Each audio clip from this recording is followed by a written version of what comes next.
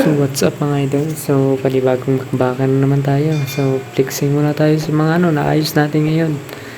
So fast forward na po yan mga idol para mas madali po. So plinex ko na lang po yung ginawa ko po.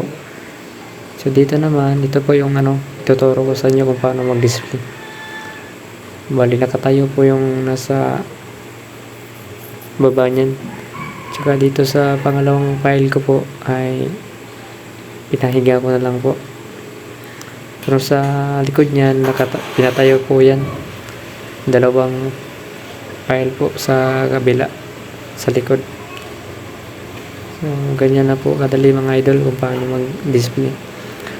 Ito po yung inayos natin, Silka 45 grams po. So, kompleto na po yung stock na kulang. So, ito po yung kulang, 45 green, 45 orange. So, ganyan na po mga idol. So, mga solid supporters ko dyan, maraming salamat po sa inyo. Sana po mayroong konting tulong na po yung mga ipinakita ko sa inyo ngayon. So maraming salamat po.